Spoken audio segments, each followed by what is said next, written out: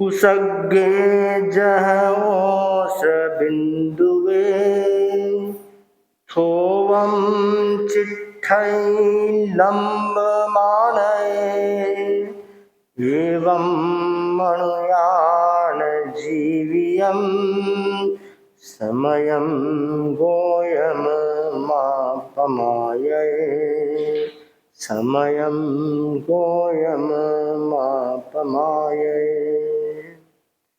आगमकार कहते हैं कुसग्गे जह ओस बिंदुवे ओम चिट्ठई लंब मान है, अर्थात मानव जीवन क्षणिक है, अनित्य है, क्षण भंगुर है, इसका कोई भी भरोसा नहीं। वह उसके अग्रभाग पर अवस्थित ओस बिंदु की भांति बड़ा ही सुंदर प्रतीत होता है, पर उसे विनष्ट होते देर नहीं लगती। इसलिए हे गौतम, एक क्षण के लिए भी प्रमाद मत करो। आगम वाक्य में मनुष्य जीवन की क्षण भंगुरता को दर्शाते हुए सतत अप्रमत्त रहने की प्रेरणा प्रदान की गई है, जागृत रहने की प्रेरणा प्रदान की गई है। मूर्छित कौन होता है? जो ये मान लेता है कि मैं सदा अमर हूँ, मैं मरने वाला नहीं हूँ, मैं हमेशा रहने वाला हूँ, वह व्यक्ति मूर्छा में जीता है। और जो व्यक्ति ये मानता है कि मुझे तो एक दिन जाना है, शरीर नाशवान है, कब किसका टिकट कट जाए कुछ पता नहीं है, तो मुझे प्रमाद क्यों करना चाहिए, आलस्य में क्यों रहना चाहिए, मूर्छा में क्यों जीना चाहिए, मुझे जागरूकता के साथ जीना चाहिए। तो ये सोच का ही फर्क है कि एक आदमी मूर्छा की ओर सोचता है और एक जागरूकता की ओर सोचता है। आगमकार कहते हैं कि सतत जागृत बनो, प्रमाद मत करो, एक क्षण भी प्रमाद मत करो। लोग कहते हैं भाई हम तो हट्टे कट्टे हैं, अच्छी ताकत है शरीर में, स्वरूपवान है, हमें क्या चिंता है, अभी मरने की क्या जल्दी पड़ी है, अभी तो जीवन की बात है। तो बताया गया कि कुछ घास होती है, उसके अग्रभाग पर ओस की बिंदु ठहर जाती है सर्दियों के दिनों में, और वह ओस बिंदु बड़ी सुंदर लगती है, मनमोहक लगती है, मोती जैसी लगती है। परंतु कब तक? जब तक हवा का झोंका नहीं आए, धूप नहीं आए। जैसे धूप आई, हवा का झोंका आया और वह मनमोहक लगने वाली ओस की बिंदु पल भर में नष्ट हो जाती है, नीचे गिर जाती है, मिट्टी में मिल जाती है, नष्ट हो जाए, उसका रूप नष्ट हो जाता है। तुलना की गई उस ओस बिंदु के समान मनुष्य का जीवन है। आज अच्छा लगने वाला, एक घंटा पहले अच्छा लगने वाला, थोड़ी देर पहले अच्छा लगने वाला, जब प्राण निकल जाता है फिर वह देह जो सुंदर लगता है वह मिट्टी के समान लगना, व्यर्थ लगने लगता है। तो मनुष्य जीवन भी ओस बिंदु के समान क्षण भंगुर बतलाया, अनित्य। दो शब्द है, एक है नित्य और दूसरा है अनित्य। नित्य यानी हमेशा रहने वाला, शाश्वत, और अनित्य जो हमेशा नहीं रहता है, शाश्वत नहीं है, वह अनित्य होता है। तो मनुष्य शरीर को अनित्य कहा गया है, ये नित्य नहीं, हमेशा रहने वाला नहीं है। इसका जैसे आयु काल पूर्ण हुआ और ये जीव शरीर छोड़ करके अगले गति के लिए प्रयाण कर देगा। इसलिए हमेशा जागृत रहने का प्रयत्न करें। जो जागता है वह प्राप्त करता है, और जो जागता नहीं है, सोया रहता है, यहाँ करेंगे करेंगे, वह सिर्फ इंतजार ही करता रहता है, उसको हाथ में कुछ नहीं आता है। गांव में संत महात्मा आए हुए थे, नदी के बाहर, नदी के उस किनारे एक कुटिया बनाकर रहा करते थे। एक दिन गांव का जो सेठ था उसकी भेंट संत महात्मा से हो गई।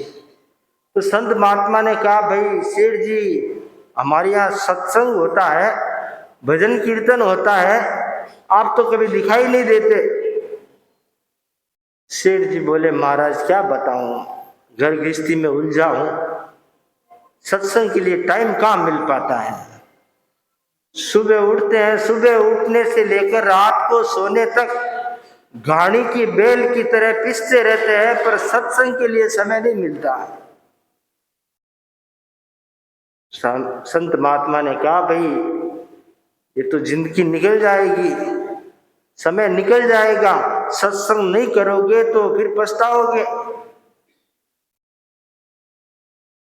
तो वो बोला, महाराज छोटे से गांव में गुजारा करना मुश्किल हो रहा है, कितने पापड़ बेलने पड़ते तब कहीं जाकर गुजारा होता है।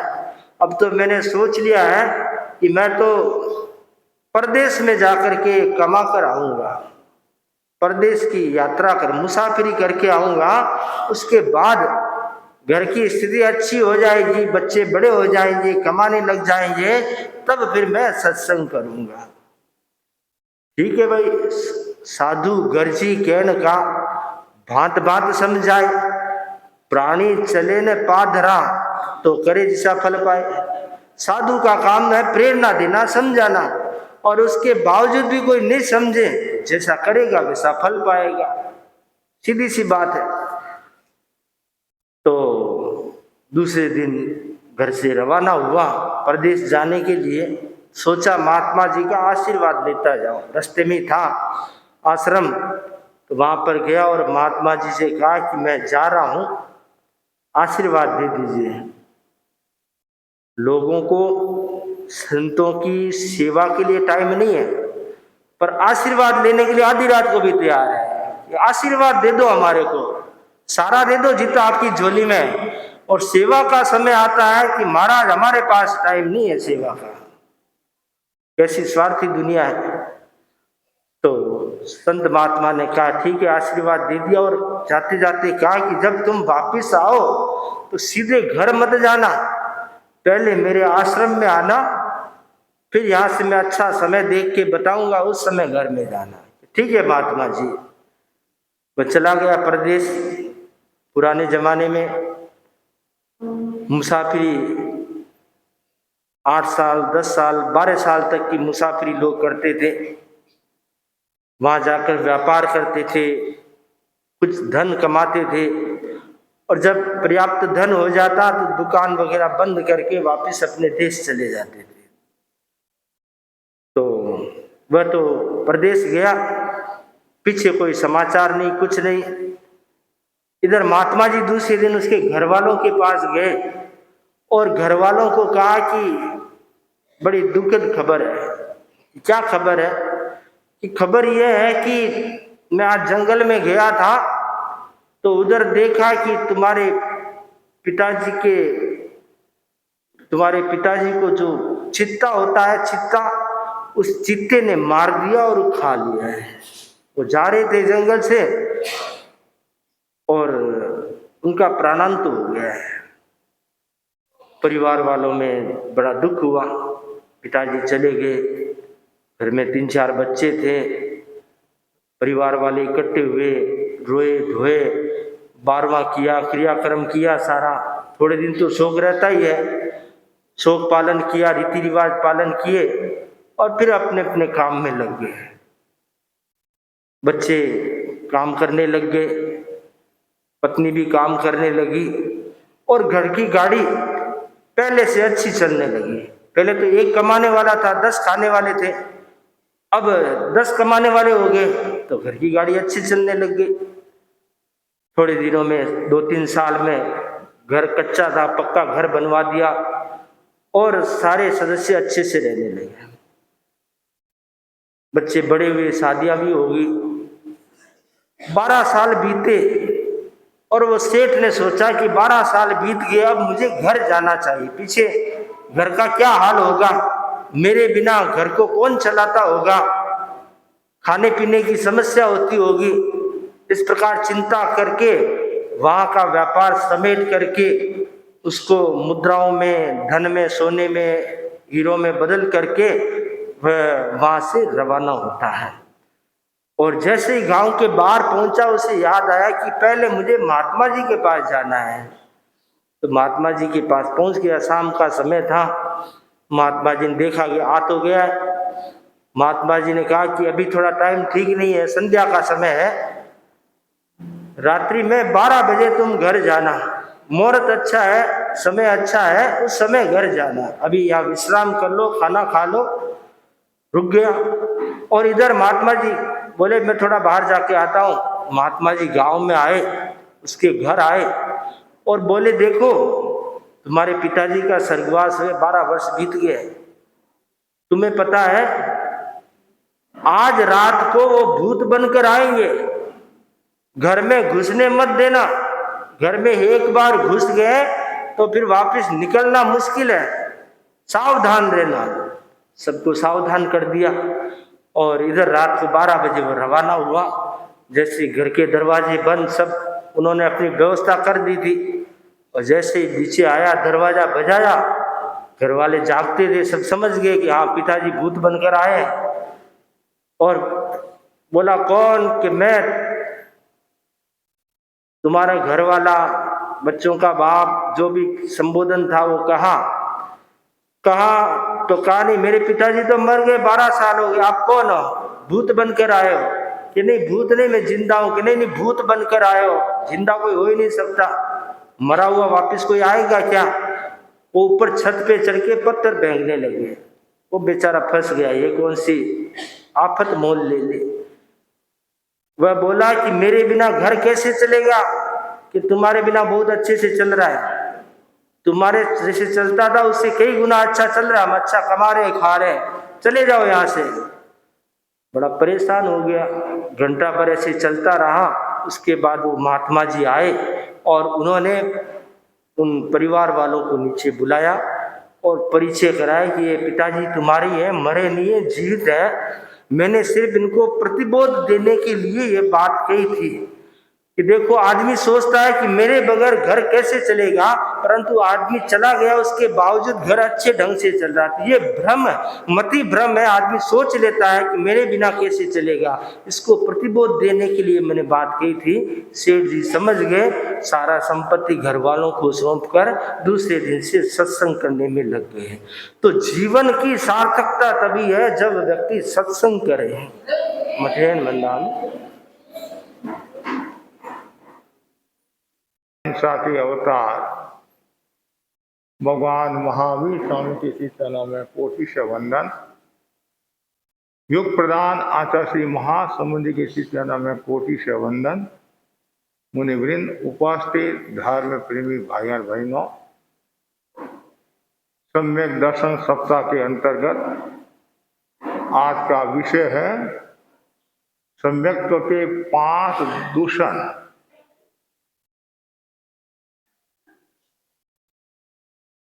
धर्म का मूल सम्यक दर्शन है। जो तत्व जिस रूप में हो उसे उसी रूप में समझने का नाम सम्यक्त्व है। सम्यक दर्शन समस्त रत्नों में सारभूत रत्न है और मोक्ष रूपी वृक्ष का मूल है। सम्यक दर्शन सब दुखों का नाश करने वाला है। सम्यक दर्शन महारत्न, समस्त लोक का आभूषण है। सब योगों में उत्तम योग है। सब रिद्धियों में महारिद्धि है, महासिद्धि है। सम्यक्त्व के विपरीत जो आचरण करता है, गलत परूपणा करता है, मिथ्यात्व अवस्था में आने की संभावना बनी रहती है। जिस कारणों से सम्यक्त दूषित होता है, वे सम्यक्त के दूषण माने गए हैं। युगीन संदर्भ में इन्हें प्रदूषण की संज्ञा दी जा सकती है। जिस प्रकार हवा, पानी आदि का प्रदूषण मानव जीवन पर प्रतिकूल प्रभाव डालता है, उसी प्रकार आत्मा के विशिष्ट गुण सम्यक्त को दूषित या मलिन बनाते हैं। इसलिए व्यक्ति को सम्यक्त की सुरक्षा करनी चाहिए। कल मैंने सम्यक्त के 5 लक्षण बताए थे, 5 कसौटियां बताई थी। और सम्यक्त कैसे जाता है उसके भी 5 दूषण बताए गए हैं। उनमें पहला जो दूषण है शंका। शंका से तात्पर्य है अरिहंत भगवान के बताए हुए जीव अजीव आदि तत्वों में संदेह करना शंका है। जैसे पानी की एक बूंद में असंख्यात जीव, निगोद के एक सूक्ष्म शरीर में अनंत जीव कैसे समा सकते हैं।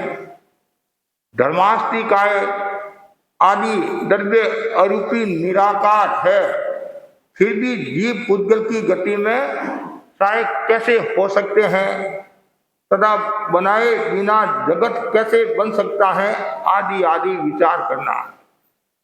सरल भाषा में तत्व के प्रति शंका रखना। और आप जानते हैं शंका, संदेह आत्मा का शत्रु है। ये सौंदर्य का हरण करता है, विधायक सोच का शत्रु है।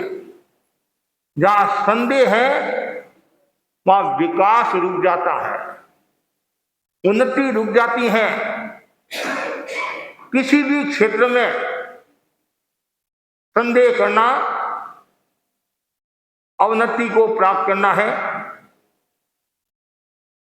उन्नति को रोकना है। वर्तमान में हम देखते हैं लोगों के मन में भी बहुत संदेह होता है, बहुत शंका होती है। यदि आकर निराकरण कर ले तो समस्या का समाधान हो जाता है, जिज्ञासा का समाधान होता है। वो आकर निराकरण नहीं करते हैं और दूसरों को भी शंकाशील बना देते हैं। इसलिए आचार्य भिक्षु ने क्या कहा, कोई बात समझ में नहीं आए, लास्ट में क्या है, केवली गम्य कर दे। शंका कभी नहीं करना। शंका करने का मतलब है आत्मा का पतन, आत्मा का नुकसान। कोई यदि व्यक्ति कहता है ये जो आगमों में बातें लिखी हुई है क्या सही है, कभी भी ये मन में भी नहीं आना चाहिए।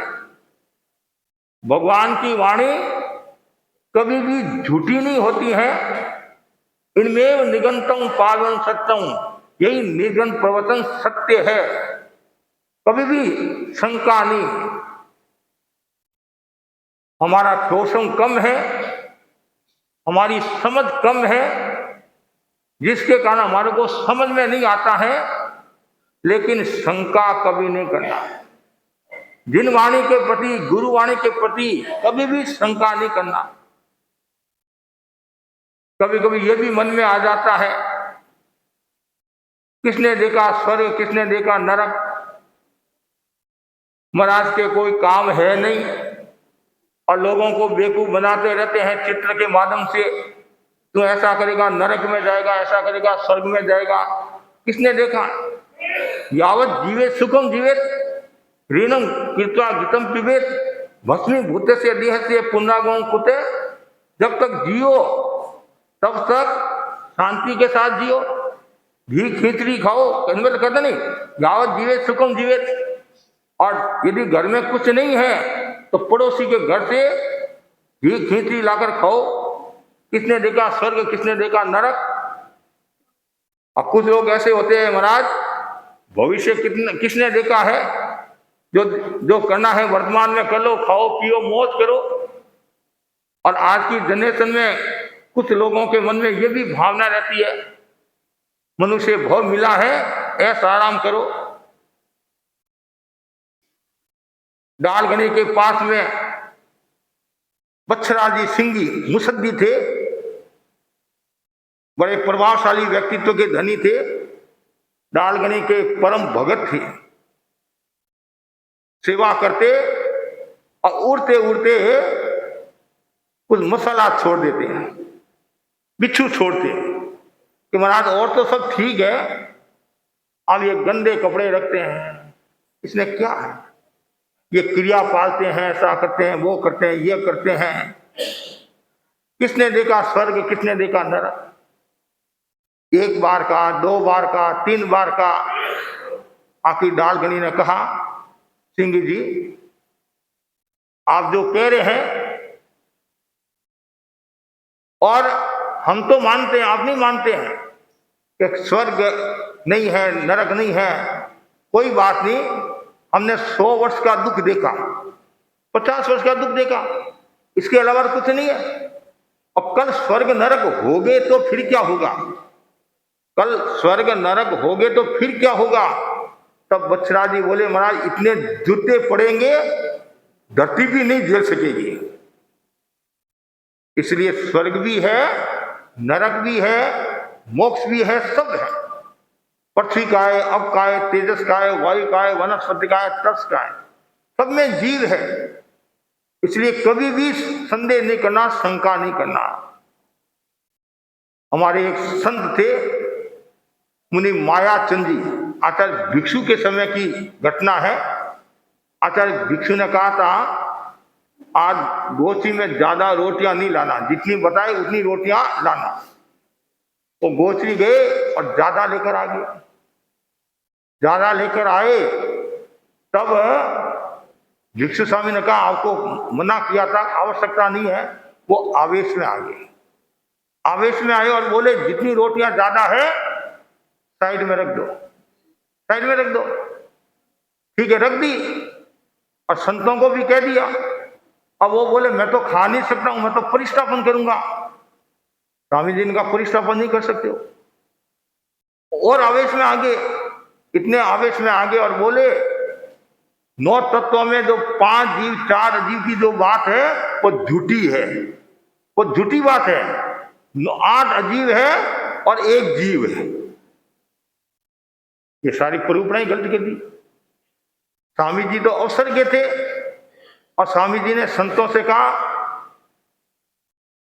पात्र समेटो, झोली में डालो, वजन उठाओ और विहार करो। पाली से विहार करा दिया। गोचरी इधर तो आया हुआ, विहार कर दिया। पास में उत्मन गांव था 3 किलोमीटर पर, वहां गए। फिर उनका भी पारा ठंडा हुआ। स्वामी जी ने समझाया जो प्राचित देना प्राचित दिया। तो कभी कभी ऐसा होता है, आवेश में आकर भी आदमी गलत स्वरूपना कर लेता है, मोह के कारण भी गलत स्वरूपना कर लेता है, और अज्ञान कषाय के कारण भी गलत स्वरूपना कर देता। तत्व में शंका रखना। कभी कभी व्यवहार में भी शंका हो जाती है। 2 व्यक्ति बात करे और तीसरा व्यक्ति आ गया तो उनकी बात पूरी होगी, और तीसरा व्यक्ति क्या सोचता है, मेरे को देखकर इन्होंने बात बंद की। ये शंका होगी। माँ बेटी बात करी है और बहू आ गई और उनकी बात पूरी हो गई है। बहू के मन में क्या आता है, मेरे को देखकर इन्होंने बात पूरी की है, बंद की है। अब ननंद भाई से आए हैं, कुछ न कुछ करामात करके जाएंगे, और लेना नहीं देना नहीं, मन में शंका। और कभी कभी हम भी आपस में बात करते हैं और हमारी बात पूरी हो जाती है, और तीसरा व्यक्ति क्या सोचता है, ये महाराज के पास जो आदमी बैठा वो मेरा विरोधी है, तो मेरे को देखकर इसने बात बंद कर दी। क्यों मन में शंका करेगा। शंका बहुत नुकसान करती है। पहाड़ से आदमी गिरता है, एक बार मरने की संभावना रहती है, लेकिन शंका रूपी पहाड़ से जो गिरता है वो बार बार जन्म मरण करता है और दुख को प्राप्त होता है, दुर्गति को प्राप्त होता है और अशुभ गति में जाता है। एक बार सेठ सुबह सुबह जंगल गया। पुराने समय में लोग बाहर जंगल जाते थे, घर में भोजन करते थे, और आज बाहर भोजन करते हैं, घर में जंगल जाते हैं। इतना समय बदल गया। और कभी कभी तो ऐसा भी होता है, रसोई के पास ही बाथरूम होता है। कभी कभी ऐसा भी देखने को मिलता है। तो सुबह सुबह वो सेठ जंगल गया तब तो अंधेरा था, और वापिस आया तो प्रकाश हो गया था।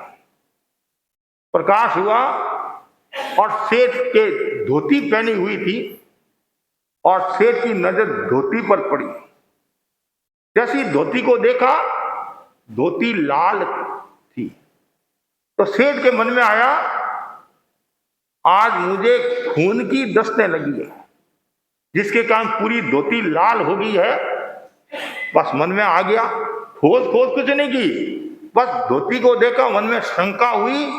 बड़ी मुश्किल से घर पहुंचा और कहा, बेटा जल्दी कर, डॉक्टर को बोला। क्या हुआ पिताजी? देख आज मुझे खून की दस्तें लगी है और शरीर आधा हो गया है।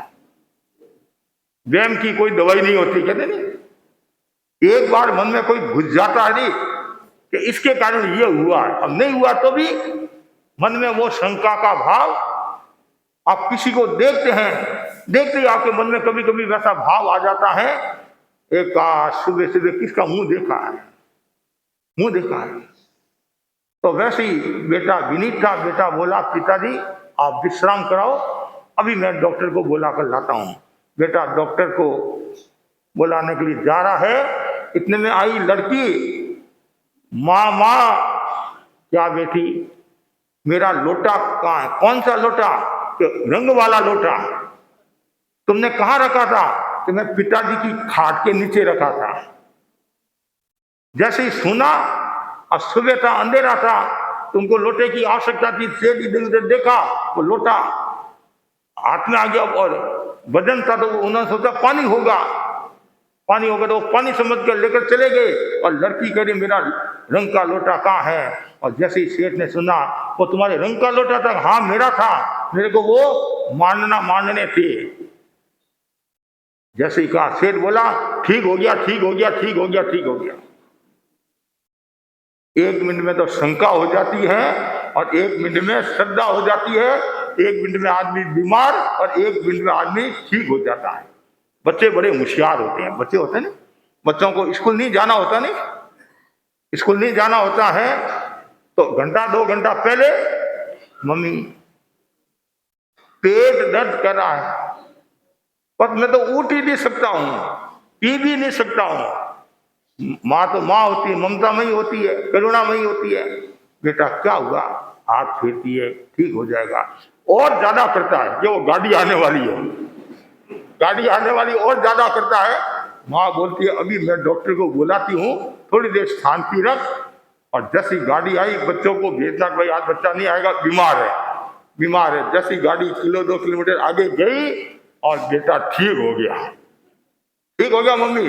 अरे अभी तो इतना चिल्ला रहा था। मम्मी प्लीज माफ करना, आज मेरे को स्कूल नहीं जाना था, इसलिए मैंने नाटक किया।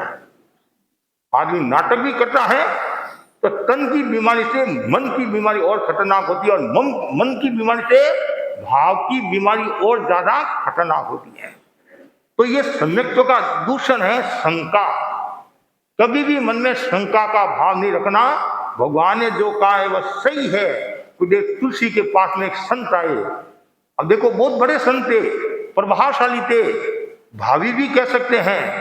उन्होंने गुरुदेव तुलसी से कहा कि ये जो आगमों में जो बातें लिखी हुई है वो क्या सही है? जैसे ये कहा, आचार्य तुलसी के मन में आया कि क्या संघ की सेवा करेगा? जो भगवान की वाणी के प्रति वो शंका रखता है, कभी भी आत्मा का उत्थान नहीं कर सकता है, कभी भी संघ की सेवा नहीं कर सकता। हमारे संघ से अनेक साधु अलग हुए, सारी जिंदगी।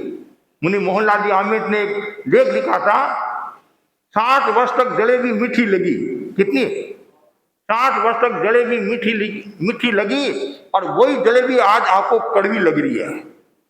60 वर्ष तक जिस संघ में आपकी आस्था थी, आज उसी संघ के प्रति आपकी अनास्था होगी। और यहां तक कि स्वामी जी के सिद्धांत ही बदल दिए, स्वामी जी के सिद्धांत ही बदल दिए।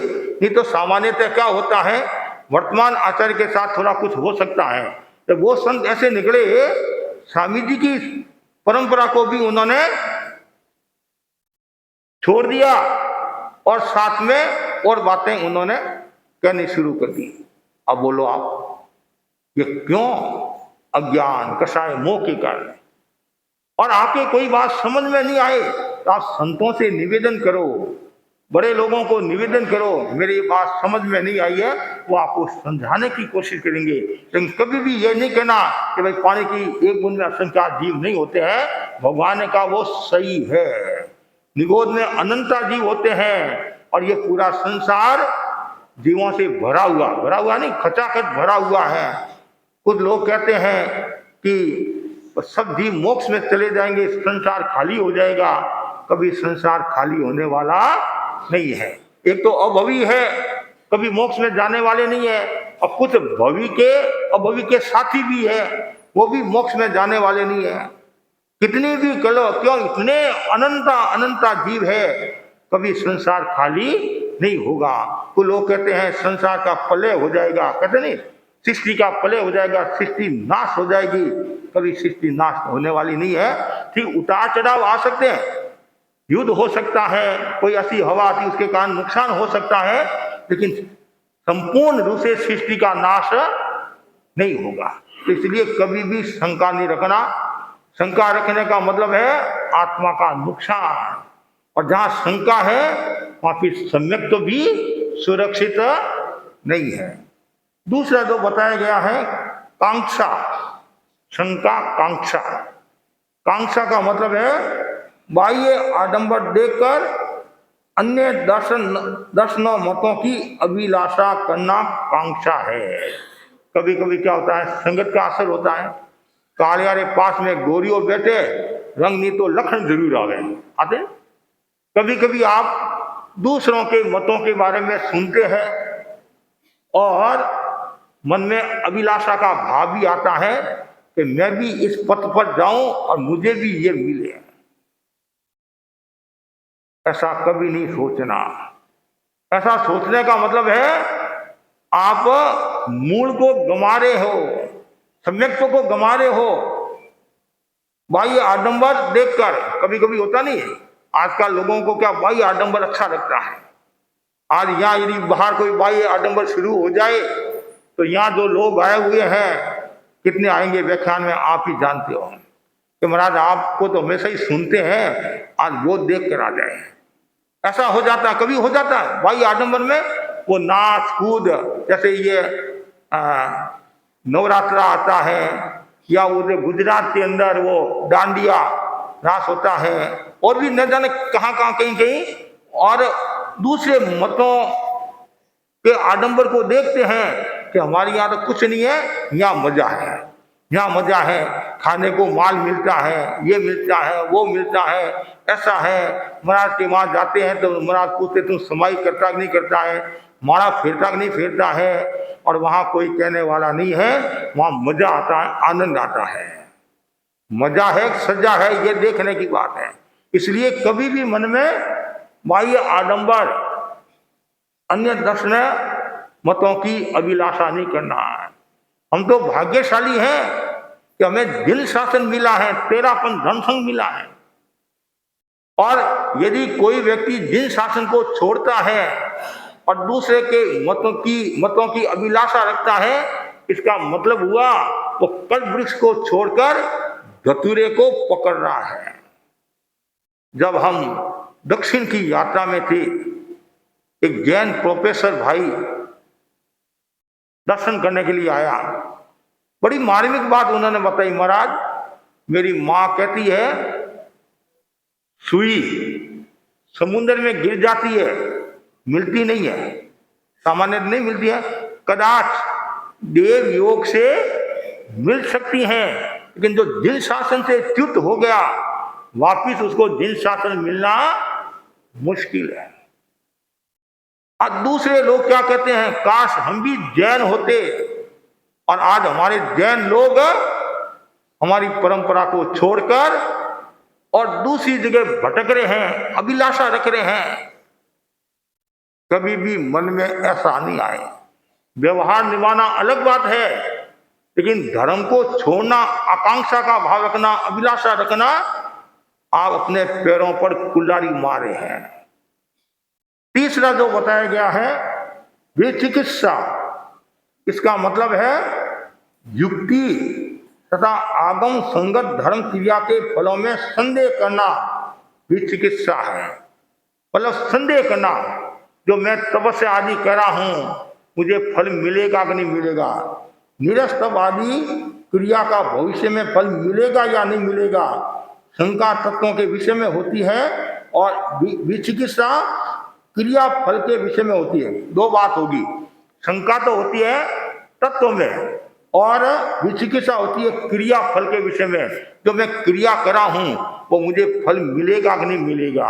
मैं कभी कभी ऐसी घटना घट जाती है, मैं महाराज 50 साल से धर्म आराधना करता हूँ और मेरे दुख ही दुख आ रहा है, पीड़ा ही पीड़ा आ रही है। मेरे घर में मेरा बेटा चला गया, वो चला गया, ये चला गया, मैं इतना धर्म ध्यान करता हूँ, क्या वो संदेह मतलब फल मिलेगा कि नहीं मिलेगा, मिलता तो मिल जाता, कितनी दुर्घटना घट रही है, कितना मेरा नुकसान हो रहा है। कभी भी शंका नहीं करना और न क्रिया फल में संदेह करना। जो आपने कर्म किए हैं वो आपको भोगने ही पड़ेंगे।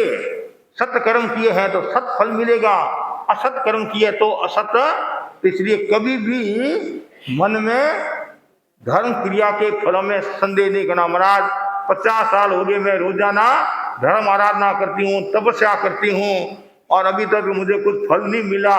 कब मेरे बेटे की सगाई होगी, कब मैं करोड़पति होऊंगा, कब ये होऊंगा।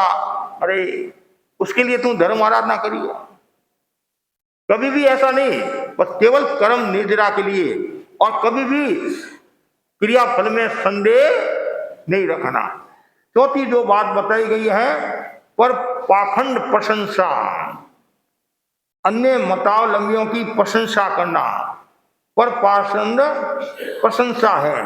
उदाहरण के लिए कोई जिम्मेदार श्रावक है और अपने धर्म की तो आलोचना करता है और दूसरे धर्म की प्रशंसा करता। महाराज हमारे यहाँ तो कुछ नहीं है, वहां देखो महाराज वो कितने कड़क है, ऐसा है वैसा है, ये है वो है। एक बार उन्हें मोहनलाल आमिर के साथ थे हम, सूरत से लालनू आ रहे थे गुरुदेव तुलसी के दर्शन करने के लिए। ये आबू के पास में सिरोही है, सिरोही पिंडवाड़ा सिरोही। तो वहां हम गए, वहां मूर्ति पूजक साधु काफी थे, उनसे परिचय हुआ और ज्ञानी भी थे और क्रियाशील भी थे, प्रकाशना भी करते और एक एक अलग अलग स्पेशलिस्ट। ये साधु दस्य कार्य का जानकार है, ये साधु उत्तराधीन का जानकार है, ये साधु अमुक का जानकार है। तो जब हमने गुरुदेव के दर्शन किए और मेरे मुंह से निकला गुरुदेव, हमने साधुओं को, मिनमार की साधुओं को देखा, वो इतने कठोर क्रिया का पालन, इतने ज्ञानी, वैसा वैसा मैंने बताया जैसा मैंने देखा। तो गुरुदेव तुलसी ने कहा घोड़ा मूल में भूल है। क्या कहा? मूल में भूल है। इसका मतलब क्या है? मान्यता ही गलत है। क्रिया में क्या, क्रिया तो तामली तापस ने भी की थी नहीं। क्रिया का महत्व ऐसी बात नहीं है, क्रिया का महत्व नहीं है, लेकिन जो सम्यक दृष्टि पूर्वक जो क्रिया होती है उसका विशेष महत्व होता है। तो तामली तापस ने 7,000 वर्ष तक बेले बेले की तपस्या की। कितनी? मैं तो केवल आपको एक तेले के लिए कह रहा हूं, है तेले के लिए 7,000 वर्ष तक बेले बेले की तपस्या। और पारना में आम्बिल, हमारे यहाँ भी अभी 11 तारीख को आम्बिल होने वाला है, सामूहिक संभव से सामूहिक आम्बिल। तो आम्बिल और ऐसा कहा जाता है 7 बार जीव मोक्ष में जाए, कितने 7 बार जीव मोक्ष में जाए, उतनी करनी उसने की, फिर भी मरकर देवलोक में गया। कारण दृष्टिकोण सही नहीं था। तो मूल में ही भूल। कुछ लोग कहते हैं महाराज ये कितनी धर्म आराधना करते, कितने कट्टर है। तो गुरुदेव फरमाते हैं जो हिंसा में धर्म बताते हैं तो फिर मूल में भूल होगी नहीं। एक महावत टूटा, 5 ही महावत गए, कहते नहीं, कभी कभी कहते नहीं, जब समनी दीक्षा हुई नहीं, समनी दीक्षा कितना उभाप होता कि 3 महाव्रत होंगे, ये होगा वो होगा। महाव्रत होंगे तो 5 ही होंगे, नहीं तो एक भी नहीं होगा। इसलिए दूसरों की ज्यादा प्रशंसा करना, महाराज आप कितने ढीले हो। आज यदि सभा का मेन श्रावक, जिम्मेदार श्रावक, वो कहता महाराज आपके यहाँ तो कुछ नहीं है, वहां देखो भीड़, देखो आप कितने लोग जा रहे हैं, कितना अच्छा बता रहे हैं सम्यक्तों के बारे में, मिथ्यात्व के बारे में, ठोकरों के बारे में। हमारे यहाँ तो बस इधर उधर की बातें होती है और भाषणबाजी होती है। और कभी कभी मैं कहा करता हूं, आपको 15-20 दिन साथ में रहकर देख लो, पता चल जाएगा। दूर से डूंगर अच्छा लगता है, पराई थाली में घी अच्छा लगता है। उदारता रखना, यथार्थ गुणों की प्रशंसा करो, कोई प्रॉब्लम नहीं। यथार्थ गुणों की प्रशंसा करो, उदारता रखो, समन्वय का भाव रखो, लेकिन घर बार दिवाली नहीं करना। आप अपने पति को खोटा बताते क्या? तो कैसा ही पति होगा, फिर भी आप क्या कहते हैं, मेरा पति तो परमेश्वर है, कहते कि नहीं कहते? आप जानते मेरी बेटी गलत रास्ते पर है, फिर भी क्या कहते हैं, 24 कैरेट सोना है मेरी लड़की, तू मेरी लड़की को बदनाम कर रही है। ऐसा भी स्वर सुनने में आता है, क्योंकि वो तो गलत रास्ते पर है, हम तो सही मार्ग पर हैं। फिर भी लोग क्या कहते हैं कि महाराज आप सही मार्ग पर नहीं हो, वो सही मार्ग पर है। ये प्रशंसा करना, झूठी प्रशंसा करना, पाखंडियों की प्रशंसा करना, इससे सम्यक्त्व का नुकसान होता है। ये दूषण, ये बाहर का प्रदूषण इतना खतरनाक नहीं होता है, भीतर का प्रदूषण और ज्यादा खतरनाक होता है। और 5 जो बताए, परिचय, एक तो प्रशंसा, एक परिचय। आजकल परिचय का भी खूब चल पड़ा है। दोस्ती, दोस्ती बोलते हैं, तो जैन अजैन लोगों के साथ दोस्ती होती है। अध्ययन पर जैन का प्रभाव पड़ता नहीं पड़ता है, तो जैन का अध्ययन की ओर ज्यादा रुचि दिखाई दे रही है। कोई कहा हाँ चलो आज ये पूजा कराना है, आज ये पूजा कराना है, आज ये करना है, आज ये जुलूस निकलना है, और हमारे भाई बहन झंडा लेकर आगे चलते हैं। और फिर वो व्हाट्सएप फोटो खिंचाकर, अरे खुद का पूत किवारा फिरन पड़ोसियों का फिरा, पति तो बेचारा भूखा मर रहा है और दूसरों की आप चिंता करेंगे। पहले घर की चिंता करो, आत्मा की चिंता करो। परिचय रखो, कोई प्रॉब्लम नहीं, ऐसा परिचय काम का नहीं है जिससे आत्मा का नुकसान हो और सम्यक्त्व का नुकसान हो। एक भाई आई मेरे पास में, महाराज मैंने कुछ भाइयों को तत्व समझाने की कोशिश की, तेरापंथी दर्शन समझाने की कोशिश की। भाई बोली इसमें कुछ नहीं है। क्या तेरापंथी बोल रही है कि नहीं, हमारे को तो ये भक्ति अच्छी लगती है, ये अच्छा है, इसमें आनंद आता है, खाओ पियो, मतलब क्या मतलब उनका भाव होता। यदि ऐसी धारणा होती है तो कितना नुकसान है।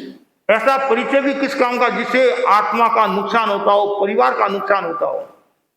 आचार्य कालगुणी राज फरमाते थे, हमारे मुनि शिरेमल्ली स्वामी थे जसोल के, संभव थे, उनके साथ से कोई संत निकल गए और श्रीमल स्वामी के भी गाय ने लगा दी थी।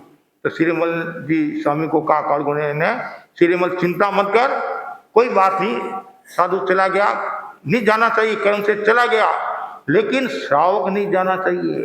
क्या कहा? श्रावक नहीं जाना चाहिए। क्यों?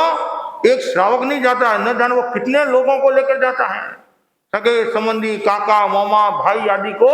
कभी कभी हम देखते ग्रुप होता नहीं, ग्रुप एक यदि बिन राजा है और 10-15 को खींच लेता है, फिर क्या हमारे को नहीं जाना है, बाइकाट करते, बोलते बहिष्कार करते हैं। इसलिए श्रावकों को संघ के प्रति पूरी आस्था रखना, साधुओं को भी रखना है, धर्म संघ के प्रति आस्था रखना है, लेकिन श्रावक यदि मजबूत होंगे तो श्रावक से ही साधु बनता है, श्रावक से ही साधु बनता है। और हमारी पूर्ति करने वाला कौन होता है? श्रावक ही होता है। इसलिए श्रावकों को बहुत सजग रहना चाहिए, और ज्यादा परिचय रखने का मतलब है नुकसान। और व्यवहार में भी देखो, लड़के लड़कियां जो को एजुकेशन और साथ में ज्यादा लड़के लड़कियां घूमते हैं, दूसरों से ज्यादा परिचय होता है, कितना नुकसान हो रहा है। पहले हमारे मोहल्ले होते थे अलग अलग, ये ओस वालों का, ये हरिजनों का, ये मुसलमानों का, ये सुनारों का, तो एक व्यवस्था थी। और आज एक ही बिल्डिंग में सब मोहल्ले हैं, हरिजन महाजन, और जिसके साथ में दोस्ती होगी चलो बस। भगवान ने कहा है मनुष्य जाति एक है, भगवान ने कहा मनुष्य जाति तो एक है, संस्कार सबके अलग अलग है। संस्कार तो अलग अलग होंगे नहीं, सबके अलग अलग संस्कार है, अलग अलग परंपरा है, अलग अलग मान्यता है। मनुष्य जाति एक है। मुसलमान का भी खून कौन सा है? लाल है। और हिंदू का भी खून कौन सा है? लाल। इनमें कोई प्रॉब्लम नहीं है।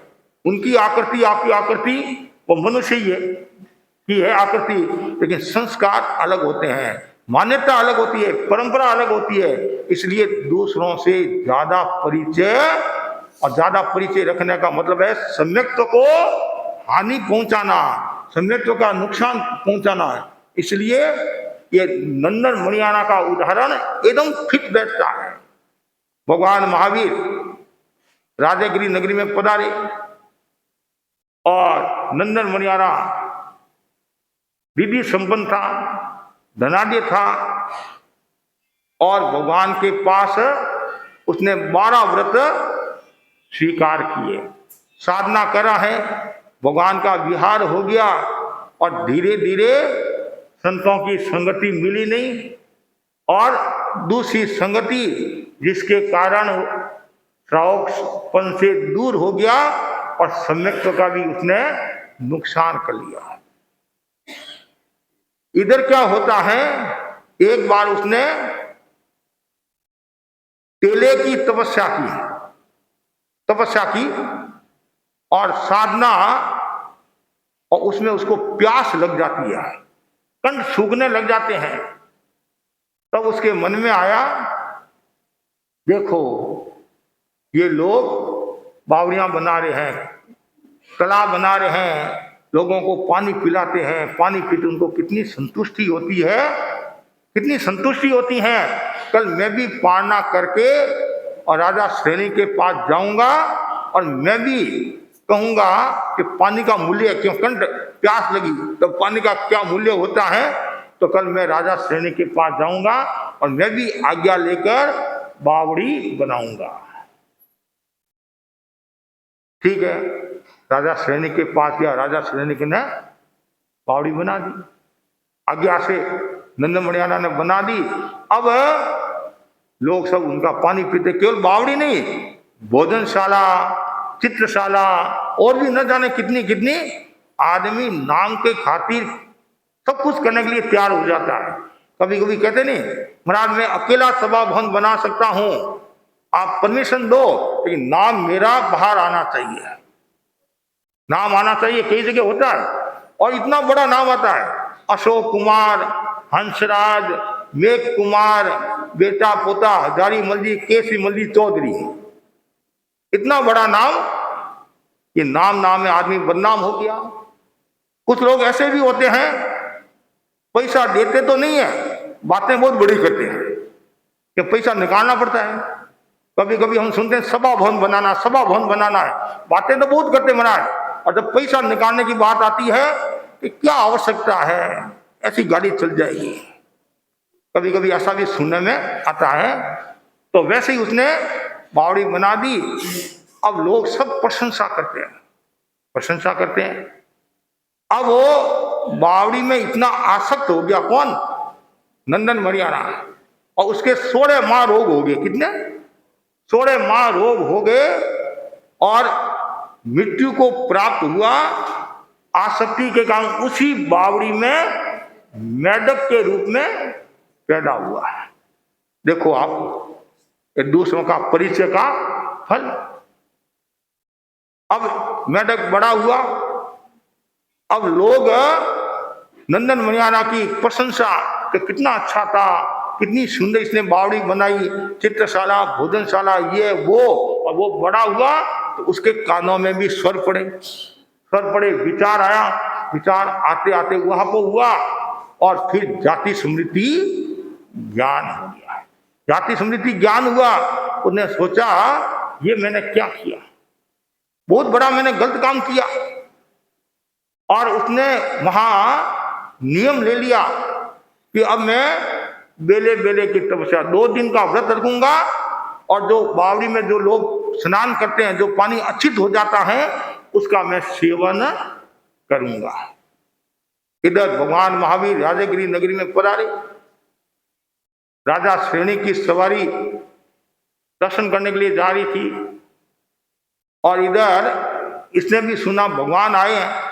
वो पूर्व भाव के संस्कार तो थे ही, 12 व्रती भी था, फिर भ्रष्ट हो गया।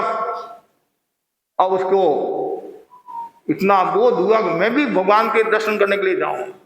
तो वो भगवान के दर्शन करने के लिए जाता है और फदक फदक करता हुआ जो राजा की जो सवारी थी घोड़ा के पैर के नीचे वो आ जाता है और उस समय वो संथारा करके सदगति को प्राप्त होता है और भगवान महावीर के वो दर्शन करने के लिए आता है। जब भगवान महावीर राजागिरी नगरी पधारते हैं तो अपने अवधि ज्ञान से देखता है तो अपने सबल के साथ में वो दर्शन करने के लिए आता है। उस समय गौतम स्वामी पूछते हैं कि भगवान ये कौन है, तो भगवान सारा वृतांत बताते हैं। ये दर्दु नामक देवता है, ये पूर्व भव में नंदन मुनियारा था और सारी घटना सुनाई, फिर संथारा किया और ये प्रथम स्वर्ग में पैदा हुआ है। तो मनुष्य भव को तो बिगाड़ा और पशु भव को सुधारा कौन? नंदन मुनियारा। तो इसलिए भगवान की जो वाणी है उस वाणी पर सबको ध्यान देना है कि अन्य मतियों से परिचय नहीं रखना, जिससे हमारी आत्मा का नुकसान होता हो, सम्यक्त्व का नुकसान होता हो। कभी कभी कहते महाराज आप तो आते नहीं है, फिर करे क्या? कभी कहते हैं आप तो आते नहीं है, घर बैठे करे क्या? वो भी तो भगवान की वाणी सुनाते हैं, वो भी तो ज्ञान की वाणी सुनाते हैं। तो वहां जाना क्या प्रॉब्लम है? क्या प्रॉब्लम है आप ही जानते हैं, हम भी जानते हैं। इसलिए विवेक रखना जरूरी है। आसाधना किसी की नहीं करना, आलोचना किसी की नहीं करना, लेकिन ऐसा परिचय भी नहीं करना जिससे सम्यक्त्व का नुकसान होता हो। तो बस मैं इतना ही आपको कहना चाहता हूँ, ज्यादा से ज्यादा भाई बहन ये जो 5 जो सम्यक्त्व के दूषण जो बताए हैं इनको समझो। इनके विपरीत आचरण करने से हमारा सम्यक्त्व पुष्ट होता है। शंका, कांक्षा, विचिकित्सा, परपाठन, प्रशंसा, परपाठन, संस्तव, बस इनको समझना जरूरी है। और इनको जो समझ लेता है और सम्यक्त्व के अनुरूप कार्य करता है, धर्म के अनुरूप कार्य करता है, आत्मा के अनुरूप कार्य करता है, तो वो शुद्धता को प्राप्त होता है। इसी आशा के साथ ओम।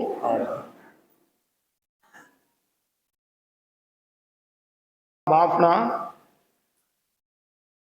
हाँ, ये तो लीलवाड़ी है। हाँ, इसने पूर्व में भी अच्छी तपस्या, पहले भी तपस्या की नहीं इसने, उपवास आदि किया है। और आज इनके 8 है और आगे भी 8 करने का भाव लिखा हुआ है। आगे का भाव 8 है तो 8 थोड़ा तो खाली आज ही 8 है। कोशिश करना आगे है। परमील जी का परिवार है, हाँ, विनय आदि आए, भाई आए सब है। हाँ, है सबके प्रति खूब।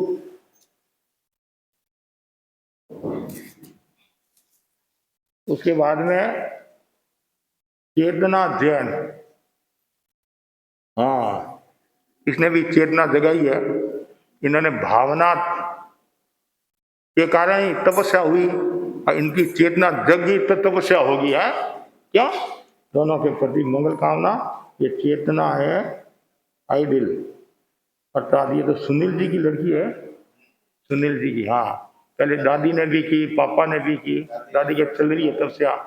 आज चेतना के प्रति खूब आध्यात्मिक मंगल कामना। फिर हर्षित मालू, अर्पित का भाई, हाँ, अच्छा कार्य करता है। सुबह सुबह काफ़ी बार सेवा भी ये लोग करते हैं। पूर्वांचल किशोर मंडल के सदस्य है। अब तो यूपी में आ गया है।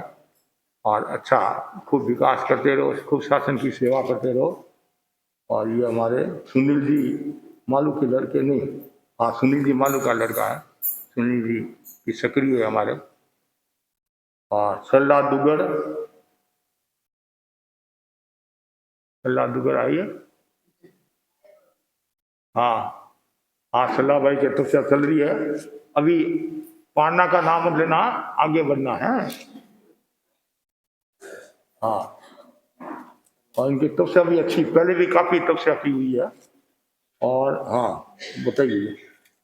और उसके बाद में ये जैन है शुभ शोभना, शोभना भाई की आज 13 है। और इन्होंने यहाँ आगे का 15 का भाव है। तो 15 में तो पखवाड़ा ही होता है नहीं, फिर 15 और कर ले तो क्या होता है, मास खमन होता है। तो थोड़ा लक्ष्य रखना। तो हमारे कहाँ रहते हो आप, राजा राठ रहते हैं। तब तो हिम्मत करो, राजा राठ में जहाँ गुरुदेव ने चातुर्मास किया था उस एरिया में। हाँ थोड़ी हिम्मत कर दो, हो जाएगा गुरु की कृपा से, गुरु का नाम लेकर है। हाँ अच्छी भक्ति है। हाँ, और उसके बाद में कनक देवी दुगर, ये तो हमारे सुनील की माँ, नवीन की माँ। पहले भी इन्होंने अच्छी तपस्या की है। पूर्व में 1 से 9 की लड़ी और कंठी तप, और 25 साल से 71, 32 तेला, 3 चोला, 2 पंचोला, कौशी नौकाशी, 10 पचकान, 3 बार तेरस का उपवास, 24 साल से अमल 20 किया। हो गई इनकी अच्छी तपस्या है।